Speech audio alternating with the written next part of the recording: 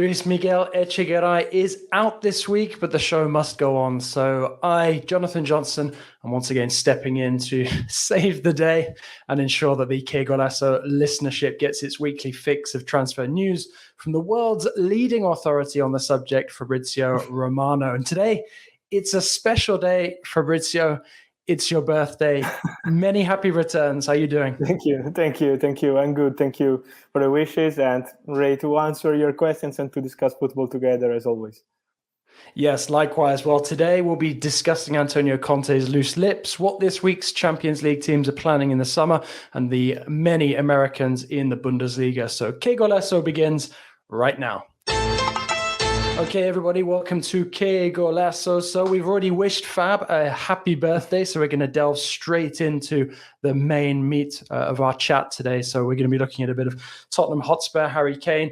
Antonio Conte, backtracking on weakened squad comments in his Sky interview, said the chairman knows very well my thoughts. Fab, what are those thoughts? I think it's so normal on our Italian side to see these sentences, these words from Antonio Conte, and it's maybe not so usual for Tottenham fans. So I'm not surprised to see the reaction in England, but at the same point, here in Italy, we know Antonio since a long time, and he's always like this. If the moment is not positive, Antonio Conte is always trying to change the situation, to change the mentality, to bring his ideas. And his ideas are so clear. He wants Tottenham to fight. To be competitive, to be ready to win something in the coming season. Maybe this season, of course, is not possible. But for the coming season, he wants Tottenham to win something. This is his mentality. And his message from that Sky interview was so clear, in my personal opinion. I want important players. I want experienced players, okay, with the young talents, okay, with players for the future, but we need something for the present. We need experienced players if we want to fight and to bring Tottenham at top level. So this is the message from Antonio, but it's not a message like saying you have to sign players I want or I leave the club. That was not the sense. The sense was, let's do it together with the board, together with Daniel Levy, together with the players. Let's react together, because January window was not easy for Tottenham. This is clear. It's not just Antonio Conte saying that. We know that they wanted Adama Traore. We know that they wanted Luis Diaz. And then at the end, they were not able to sign both of them. But the message from Antonio is clear. He wants Tottenham to win, and he wants to do it together with the club, together with the board, and together with the players. Do you think that he's angry about losing out on somebody like Luis Diaz, or do you think there was more to this original interview? Do you think he's trying to apply pressure in advance, maybe ahead of the summer? I think it's the second one you mentioned. I think he's preparing for the summer. He wants the club to arrive for the summer, not signing players on deadline day, has happened for Kulusevski and Bentancur. They are two important players, but they signed them in the last 24, 48 hours of the market. How many deals Tottenham had in the last 48 hours? The two new signings, but also Ndombele, Lo Celso, a lot of deals completed in the last hours of the window. So what he wants is to arrive in the summer, to arrive in June, in July, and in August, and to be ready together to do an important market and to build something for Tottenham future. So this is why Antonio is preparing with these interviews, and is not just creating problems. This is not in his mentality. The $1 million question whenever you talk about Tottenham Hotspur is how the manager's relationship is with Daniel Levy. So how is it between Conte and Levy right now? At the moment, to be honest, from what I'm told, Antonio was expecting January window not to be so easy. So when he signed his contract with Tottenham in November, the message was clear. The real rebuilding for Tottenham will be in the summer and not in January, also because January window is complicated, as you know so well, for all top clubs, not just for Tottenham. So it's always like this in January. It's never so easy to find the right way in that kind of short market. And so his relationship with Daniel Levy at the moment is so normal, I would say. He has no problem, also because the sport director, Fabio Paratici, is Italian, and this is helping in the communication with Daniel Levy, in the plans for the future. So, of course, summer will be important. Summer transfer market will be so important to understand the future at Tottenham, and with Antonio Conte. He wants an important summer. He knows that there is a big gap between Tottenham and top clubs like Chelsea, Man City, Liverpool. So he wants the rebuilding to start in June, in July, but of course, from what I'm told at the moment, he has no particular problem with Daniel Levy. The expectation is so high from Antonio. This is why he signed for Tottenham. But at the moment, I don't see any big issue or big problem. I'm glad that you mentioned Paratici, because I've seen some reports already that there's a few potentially big European clubs looking at him ahead of the summer. We know that he's only just recently arrived at Tottenham, but obviously, as somebody who covers PSG very closely, there's a lot of speculation about Leonardo's future. Paratici was mentioned as somebody that PSG might have given some consideration to. Do you see there being any way for that trio to be broken up, if we're including Paratici, Conte, and Levy, sort of in the top three decision makers at Spurs at this moment? I think never say never is the way in football, because now they are excited, of course, after the game with Man City, after beating Man City. But they were coming from three defeats in a row, so it was not an easy moment for Tottenham, and we had a lot of rumors. So let's see how the situation will be in the coming months. But at the moment, they are not planning to leave. Paratici, Conte, they are not thinking that they will leave the club at the end of the season. They are focusing on the second part of the season. They hope to bring Tottenham back to Champions League football, because this is so important for Tottenham, for Conte, for the whole club, but also for the players like Harry Kane, and then to understand what's next for the trio. But at the moment, they're planning together, so I don't see any big issue. Some interesting quotes from Guardiola after that Tottenham Manchester City match. Tottenham have a lot of quality.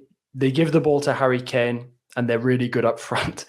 Are City still interested in signing Kane? Because obviously we know that was the big sort of transfer story that never quite came to fruition. Last summer, obviously, City got Jack Grealish from Aston Villa, but they didn't manage to get Kane from Spurs. Is that interest still there from City? Yes, my answer is yes. Man City have always been interested, as you mentioned, in Harry Kane. They were trying last summer, 150 million euros proposal turned down by Tottenham in the final weeks of August. So they've always been interested, and Pep Guardiola loves this player. As you mentioned, his interview was clear. Guardiola is always speaking a positive way of Harry Kane, and he would love to have Harry Kane. So for sure, Manchester City will sign a new striker in June, in July, in the summer. But to see what happens with Kane is key to understand what happens to Tottenham. So at the moment, there is no negotiation between Man City and Tottenham. They're waiting to see what's next for Harry. In case Harry will be on the market, for sure Manchester City will be interested, because they will go for a striker, and Harry Kane is always one of the top names in the list of Pep Guardiola. Well, while we're still on the topic of North London, Jack Wilshere has ended up in Denmark. How has this come about, this transfer to Aarhus? Yes, was a crazy one, to be honest. Yesterday I was so surprised to see that news coming with an official statement. Also because I'm told that Wilshere had some possibilities also in other countries, like in Italy. So he had some proposals, but you know that maybe some clubs were always waiting to see if the player is fit, how long it takes to have him ready. And so he had this opportunity in Denmark. He decided to accept. I think it's a good chance for him to be back at a good level on physical point of view, and then in the summer to decide what he wants to do. So it was a surprising one, really, the shocking transfer of the last 48 hours. But at the same point, I think it's a really good chance for him to be back, to be fit, a good level, and then to see what he wants to do for next season, because at the moment it's difficult to predict the future of Jack Wilshere. It depends on how will be his condition, but at the same point, it's a good chance to be back on stage. Yeah, there's been some interesting transfers in Denmark at the moment. I see Wagner Love has also moved over there. He's still playing on. I always find it intriguing, when there are still transfer windows left open after the main European ones close. Are you expecting any other major business? I mean, we've seen some minor moves, Pavlovic going from Monaco to Basel, for example. Is there anything else that you expect that might be coming up on our radar in the next week or so? In the coming hours, I'm curious to see what happens with Jean-Philippe Gbamin, the midfielder of Everton, because he has this possibility with CSKA Moscow. They are negotiating over a loan deal with no buy option included, so it would be a straight loan till the end of the season. They're discussing about salary coverage, but they're really optimistic on CSKA side to complete this deal. And so also Russian league could be one of the destinations for players in the coming hours for surprising moves. So Gbamin is a serious possibility. And let's see if something else is going to happen also with free agents. For example, look what happened with Giovinco. Sampdoria had an injury with Gabbiadini, a serious injury a few weeks ago, and they decided to go for Sebastian Giovinco as free agent. And so this is the way. Sometimes it's also about the injuries and the opportunities. So let's see. Gbamin, I think it will be the next one. Well, it's Champions League week, so it would be remiss of us not to discuss some of the clubs in action. Let's start with Manchester United against Atletico Madrid. Reports of some locker room disharmony at United. I saw Rashford reacting to some reports. What's the latest on Paul Pogba's contract extension? Yes, about the dressing room situation at Man United is always like this. When you talk about top clubs, it's not just Man United. You know, John, so well how it happens in Paris Saint-Germain, and it's the same in Spain with Real Madrid and Barcelona. It's always like this. When clubs are not performing at top level, you always have rumors around top players not happy with the situation in the dressing room. It's normal, but I was asking my sources close to Man United and close to Man United dressing room, and the answer was not negative. Of course, it's not a positive moment, so they are not happy with the situation, but they are together to fight for Man United. They had a good win with Leeds, so I don't see Man United dressing room having big problems. The problems are to rebuild the club for the future. They need a project, but it's not just about the players. So at the moment, the situation is still quiet on the dressing room side, and for Pogba, we have to wait. We have to wait, because I receive always the same answer when I ask about Paul Pogba. He will decide in the coming months, not in February, not in March, not in the past few months, because he wanted to take his time to see who will be the manager of Man United next season, what kind of project they have. So first point is to communicate Man United whether he wants to extend the contract or not. And at the moment, there is still no decision made on that point from Paul Pogba. And then to see what kind of opportunities he will have in other countries or maybe in the Premier League. It's still so open. So his agent Mino Raiola did the same with Donnarumma last summer. He was a free agent and then he signed with PSG in end of June. So he takes his time for big names as free agents. And so nothing is going to happen this month or next month for Pogba. It's going to take time, and he needs to decide, first of all, on Man United, and then what kind of club, what kind of country, what kind of league is the best one for him. But are there some clear suitors, clubs interested in Pogba right now, letting them know that they would be interested in a summer move? At the moment, I'm told that there is nothing advanced with any club. Of course, he's a player that we're talking about, the top player, and so it's normal to have conversation with clubs. We know that last summer, Paris Saint-Germain had an interest in Pogba. They discussed with Raiola, the relationship is so good, but then they never made an official bid for Paul Pogba. And let's see if they want to do it for this summer as free agent. Same happens with Juventus. Juventus and Pogba connection has always been amazing. The player loves Turin, loves Juventus, and Juventus, they love him. His conversation with former teammates at Juventus is always regular. So the relationship is so good, but the question is about the salary. Are Juventus able to pay that kind of salary to Paul Pogba? I think it's not going to be easy. So that's why there are many options, but still nothing advanced. But I'm sure that if Pogba will be a free agent and if he will decide not to sign a new deal with Man United, many clubs will be ready to jump into this opportunity. And on the subject of PSG and a potential move for Pogba, obviously the link with Manchester United is that there's been strong rumours linking United with Pochettino at the end of this season. What do you think the influence of last week's result, PSG beating Real Madrid in the Champions League, will have on United's potential desire to bring in somebody like Pochettino as coach? I think we have to wait, because it was just the first leg. So we know how Real Madrid at Bernabeu is another story. So we have to see what happens in Bernabeu. But I think Pochettino, this is just my personal opinion, that Pochettino did a great job for Paris Saint-Germain, Real Madrid game. It's always complicated. You know better than anyone else, John, that it's complicated to work at Paris Saint-Germain with this kind of stars. And so I really appreciated the approach from Pochettino, really humble, really serious, top game with Real Madrid, and no one is mentioning Pochettino around. It's always Kylian Mbappé, it's always Neymar, it's always Verratti, but it's really difficult to find someone saying Pochettino is doing a great job. So that's why sometimes for him it's not easy also to manage his relationship with people close to PSG. But at the moment from Manchester United, it's 100% confirmed that Pochettino is in their short list for the future manager. So Pochettino, Ten Hag, they are two managers that they appreciate and are not the only two names. So it's going to be an open race for my United job. But at the same point now, Pochettino is only focused on PSG and on Champions League. It's too important for him to show his value again in the Champions League. And to try to win the Champions League would be super huge for PSG and for Pochettino. So that's why at the moment there are still no negotiations. But he knows that he's in my United list since November, not now. On to Chelsea against Lille. There's a couple of potentially interesting players, so I'll just throw them out there. Emerson Palmieri, obviously he's playing for Lyon at the moment, but is he looking to make that move permanent? There's also suggestions of Azpilicueta to Barca.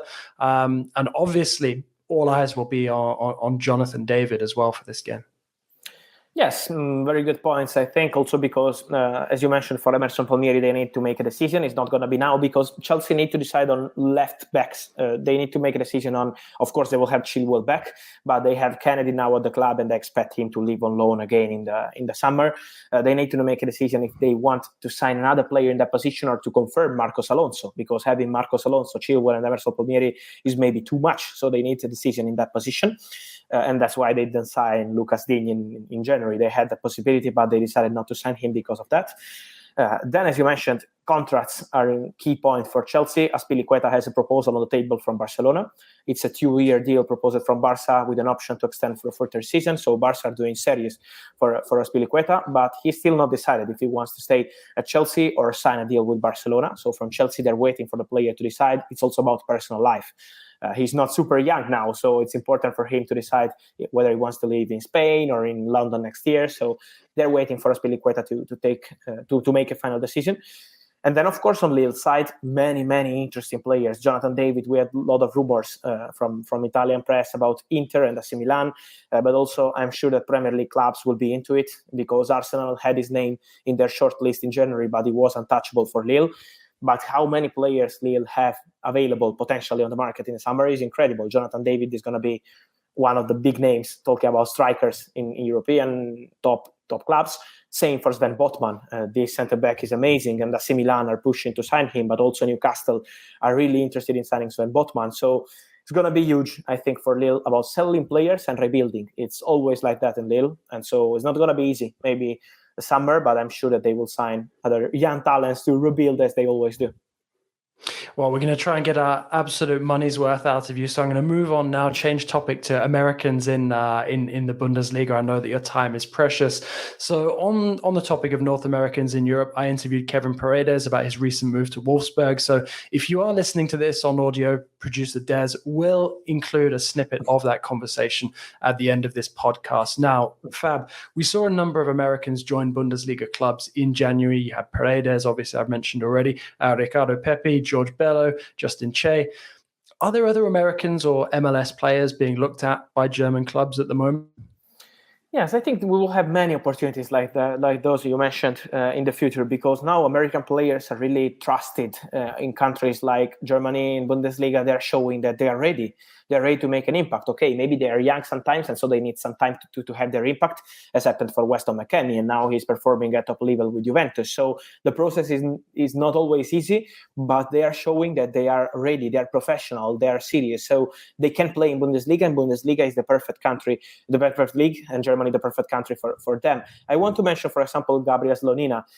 This goalkeeper is really interesting one. I'm told that Premier League clubs are keeping an eye on him, but maybe Bundesliga could be a good destination too. So we have many opportunities.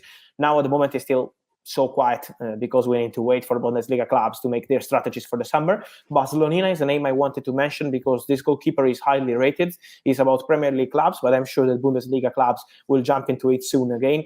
And so remember the name, Gabriel Slonina. Yeah, the early indications as well are that Gio Reyna's injury might not be as serious as first feared for Dortmund. So obviously that would be a huge relief, not just for them, but for the player. How important do you think he is to this rebuild that seems to be on its way for Dortmund? Because obviously there's a lot of speculation about what will happen with Erling Haaland. But regardless of whether the great Norwegian moves on this summer, it seems like they will need to do a lot of rebuilding. They need, I agree with you 100%. They need something fresh. And also the message from the club is in the direction, because they are not accusing Marco Rose at the moment, and they are keeping an eye on the situation of the team. They need to change something into the team to refresh the squad, and this is what they will try to do in the summer. And about Gio Reyna, he's a key player for the future. They need to trust Gio Reyna. They need to trust Moukoko too.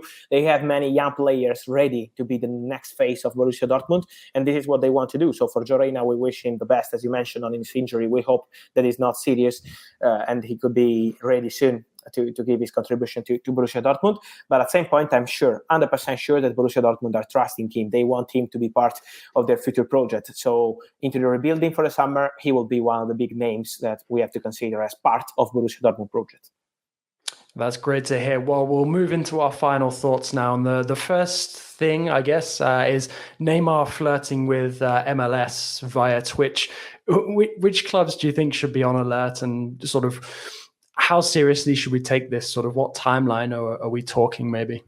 I don't know about the club, but I'm sure that it's going to be an amazing opportunity. And at the same point, I'm not surprised with his comments, to be honest, because Neymar has always been a smart guy, ready to keep an eye on the future, on his future. And I think MLS are improving. The league is not the same of 10 years ago, for example, just for retiring players going there and spending 1 or 2 years. Now the level is completely different. Look, for example, what happened with Xherdan Shaqiri. We're talking about a player that 1 year ago he was playing for Liverpool, and now he's in Chicago in MLS. So these kind of opportunities are always interesting for smart players. Neymar is one of them, not the only one. I think also other important stars are keeping an eye on MLS move for the coming years. And so I don't know how long it will take to see Neymar in MLS, but I think it could be a serious possibility. He was not joking. Neymar is serious when he says about MLS because he knows that personal life is great in the States, but also the league is very, very good and is improving a lot. So I'm sure that could be a possibility. I don't know how long it will take. I hope we can have Neymar in Europe for some years because we need him and we need his quality. But I'm sure that MLS is a real possibility in his plans. Yeah, absolutely. And we all know how strong those links are as well, between PSG and their Qatari owners and David Beckham and the franchise in Miami. But we'll see what happens on that front. Is there anything else that you're working on this week, Fab, that we should be keeping an eye out for? Yes, I'm working on contracts because, as you know so well, now it's time for contract extension to see what the clubs are going to decide for many players available on the market. And one of them is Marcelo Brozovic, the Croatian midfielder of Inter. They have an agreement in place to extend his contract till 2026.